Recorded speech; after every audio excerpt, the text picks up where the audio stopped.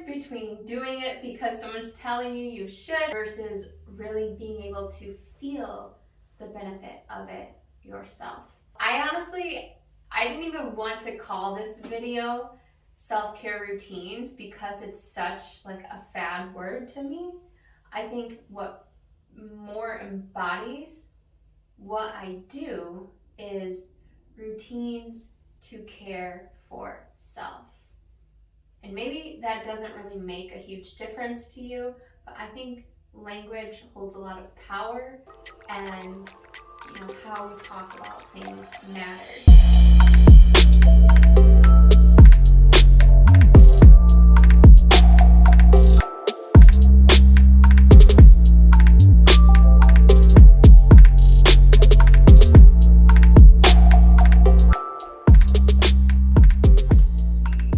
Welcome back. Welcome to episode 2 of this series, Building Sustainable Strength. If you are new here, this series is all about building my physical strength, my emotional strength, mental, all of these things. And usually I would share, my update around my training or my nutrition with you guys in this series, but I've had some requests for some different topics to share with you guys throughout this series. So starting today, the topic for request was my self-care routines. Now, self-care is an interesting topic to me because over the last 3 to 5 years, let's say, it's become quite a fad. And I don't mean to bash on it, but I think there's a lot more to self-care than just what's kind of portrayed in pop culture, if you will. I feel like self-care has been made into this like cute little topic of like, just go buy some nice lotions and take a bubble bath and do all these nice things for yourself. And it can be that, it absolutely can be. But there's also this narrative that has kind of come about over the last 3 to 5 years around the topic of self-care. And the fact that you should be doing it. You should be bucketing some space into your schedule to care for yourself. And, it's good for you. And so it's almost like people feel like they need to schedule it in to be able to check that box, to say that they did it, rather than actually integrating the experience, if you will. So really allowing yourself to do the act or the routine with care and consideration.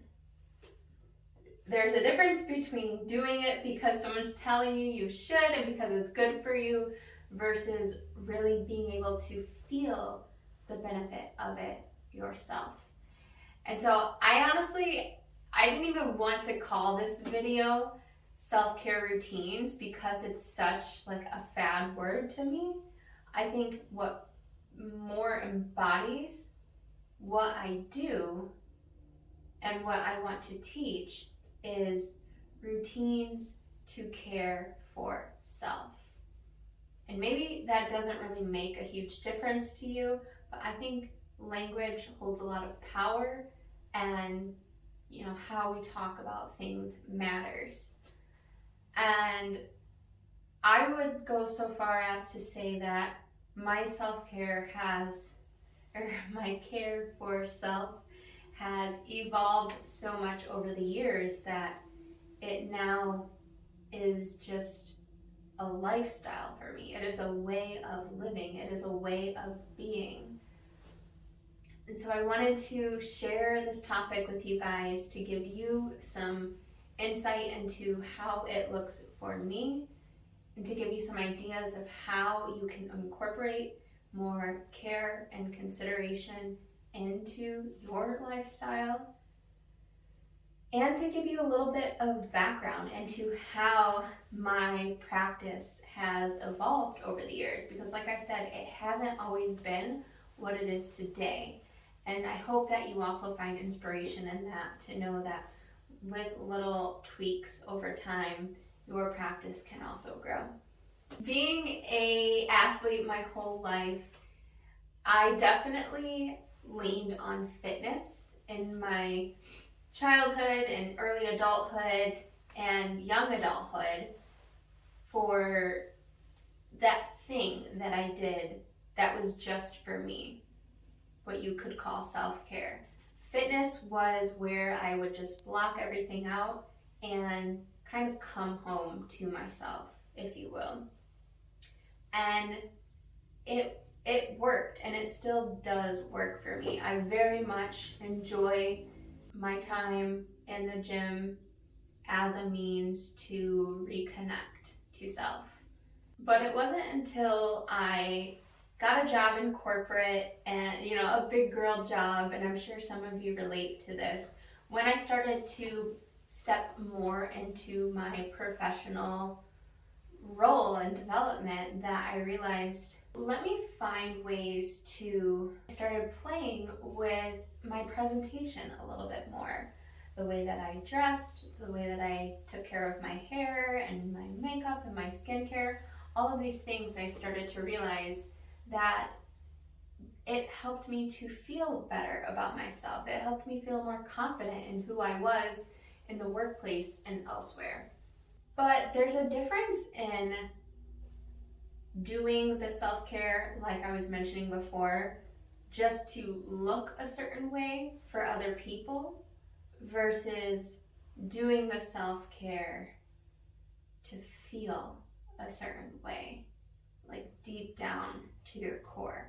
Because I remember there were some days when I first, way back working in corporate, where I did go through the motions of doing my hair and my makeup and dressing a certain way, but it was forced. I had to, in a sense, to fit into the culture. Whereas in present day, I get to style myself in ways that feel really good to me. And I do it for me, not for anyone else. So there's a huge difference there. And this just morphed and evolved more over the years. So as I went from kind of this corporate persona to leaning more into a lifestyle that incorporated yoga and centered my lifestyle a little bit more towards wellness. And then a few more years would have passed where I took my business full time, and again, I just keep diving deeper and deeper into what does showing care and consideration to myself look like in this version of my life. So I will show a before and during, because this practice continues to evolve as I do, but where I kind of used to be versus where I have been over the last couple months, to show that it's not just about what you do, but how you are doing it. And I think the most important routine that you can do for you is being true to yourself and healing and letting that beauty from within project and radiate out into the world. And that comes from following your joy, following your bliss, living your dreams, and courageously doing what makes you come alive. So for me, if you've been here for a while, or if you are newer even, you might pick up on the idea that balance is a huge piece of my lifestyle. Some of you who may come from the strength and conditioning world are familiar with the term work to rest ratio. I like thinking of it, and I think it's important to find the language that really speaks to you and how it makes sense to you. So I really like the terms a hard to soft ratio. For example, when I'm in the gym, I'm constricting, or I'm contracting and tightening my muscles and really dialed in and really focused, and and building a lot of tension in the body. It feels rigid, it feels tight, it feels hard. And so to balance that out, I make sure that I also spend time on the other end of the spectrum, letting go, relaxing, letting my body just be, whether that's through meditation or yoga or just sitting outside and enjoying the fresh breeze. For sake of just a couple more examples of how that manifests in my life.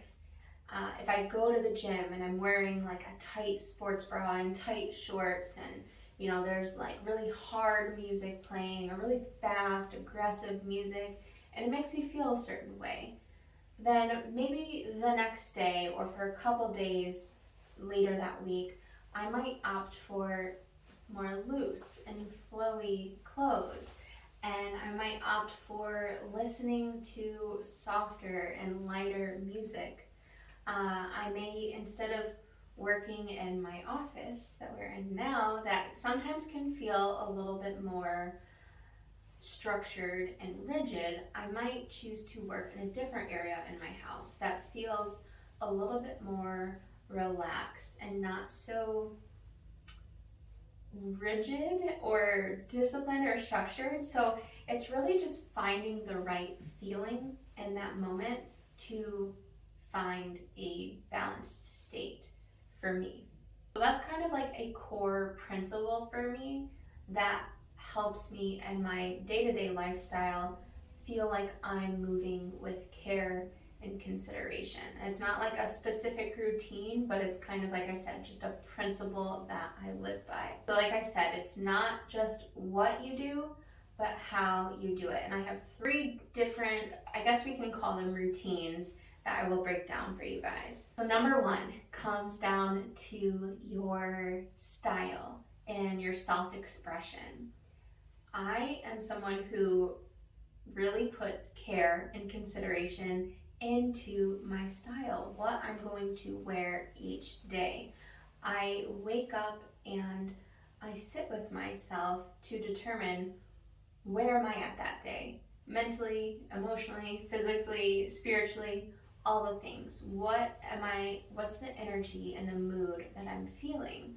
And I will dress in a way that expresses that makes me feel more like me. It feels enhancing to who I am that day. And because of that, it makes me feel confident. It makes me feel alive and like I shine because I'm being true to myself. So really taking the time to express yourself and who you really are. And then as you can see, there's some different shots that I have shared where I was really feeling myself in these moments. Number 2 is skincare. And there's so much out there on the internet about, the right products to use and the right routine and the order and AM versus PM, and just there's a lot of noise. And it's great. I'm not bashing on it and saying any of it is wrong, but what I am saying is that it's not just what you do, but how you do it. So I have certain skincare products that I use, and when I use them, I'm not just checking the box and putting it all on my face that morning to get it done with. I'm applying it with intention and care and consideration to my face, because how you apply it, I think, is also just as important as what you are applying. If you're aggressive and rough with yourself, to me that doesn't feel so good. So I think how you do your skincare matters, not just what you do. Okay, the second thing is your nutrition. And again, there's so much out there about what are the right foods to eat, how much, what to avoid, when to eat, all of these type of things. But it's not just what you do, it's how you do it. So for me, I really like to take my time when I'm eating and listen to the feedback of my stomach of what feels good. Am I craving? For me, I'm a very textured person. So I will crave certain meals sometimes where I want like a crunch. For some reason, that sounds really good for my stomach. Or sometimes I'll crave like a chewy type of texture, like dates or a goji berry or something that has a little bit more of that jelly type of texture to it. A lot of the times I want just very basic foods. So it's being in tune with your stomach, with your body, and what you need in that moment. And then again, as I'm eating, how much of that feels good to eat. And then when you're eating, this is something that's taken me a while. And it sounds so simple, but I used to be the type that would just work through my lunches, kind of just scarf it down and not even really pay attention to what I was eating or how it really tasted, how it felt digesting. And so now I really take the time to plate my food and make sure that I enjoy the presentation of it and really sit down and treat myself to my meal, as you can see on screen. Before you even sit down to eat, there is the opportunity to pour a little bit more care and consideration into the meal you are prepping. As you're prepping your veggies or your meats or your grains, really putting intention and love into that and allowing it to be a form of giving to yourself and filling yourself up rather than just rushing to get all the food done and get the meal in and stand up while you're eating it or what have you. There's really a time, all of those are opportunities for self-care. And then the third thing is being happy on purpose without guilt or shame. What I mean by this is intentionally putting moments into your day or giving yourself opportunities throughout your day to do things that bring you genuine joy. This is absolutely a form of caring for self, to go outside and pick some fresh flowers to have in your home and being able to see those throughout your day and just kind of allow it to brighten your day and to light you up. Little things like getting a nice shower spray to include in your self-care routine. So when you're taking a shower at the end of the day, you can do a little spritz of that to elevate your mood, or maybe at the start of the day, to elevate your mood, take in the aroma and to ground you in that moment, to remember to nourish yourself during that shower or bath or whatever it is for you. And for me specifically, I have been an avid scrapbooker most of my life. It's something that since I was a kid, my inner child loved doing it. It was such a form of creative expression for me. Just getting to play with, different stickers and the colors of paper and getting actual scraps from places where I traveled to and documenting those precious memories. And I still do it in a sense, but since we are in such a digital era nowadays, I love creating mood boards, and to me, this is such a joyful process. And so I allow myself the time to play around and create those without feeling guilt or shame that I should be doing something else, and really allow those creative juices to flow in the process of making those.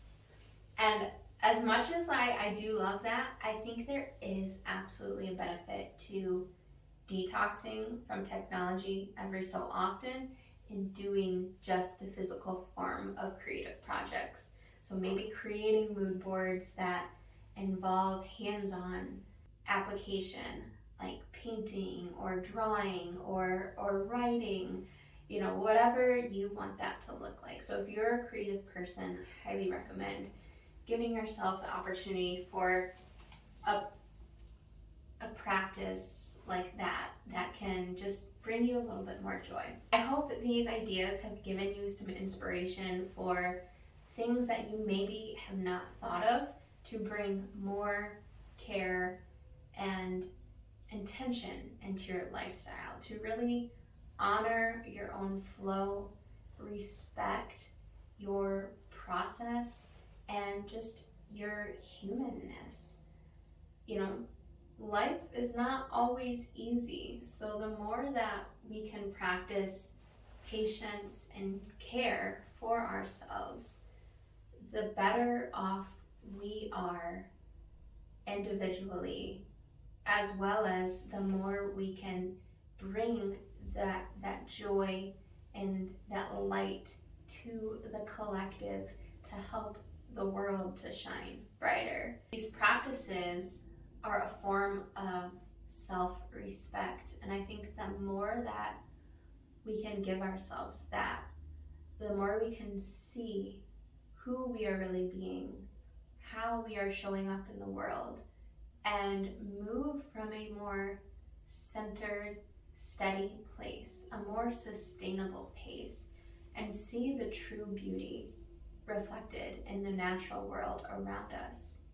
And remember why we are here, to care for ourselves, to care for this natural world. We have a responsibility to this earth and to each other to flourish together. And I deeply believe that a lifestyle that incorporates greater mindfulness and sustainability results in a better, more vibrant and brighter world now and into the future. So I hope you enjoyed this episode. If you have any request for me to dive deeper into either of these 3 topics that I touched on, let me know in the comments below. Maybe what I've shared, my routines for self-care don't look quite like what yours do, but I'd love to hear below, what are your favorite ways to practice showing yourself care and consideration? As well as, did any of the ideas that I shared spark inspiration for you? And which of those ideas do you feel inspired to try on? Let me know below, and thank you guys so much for tuning in. I will see you again in a couple weeks.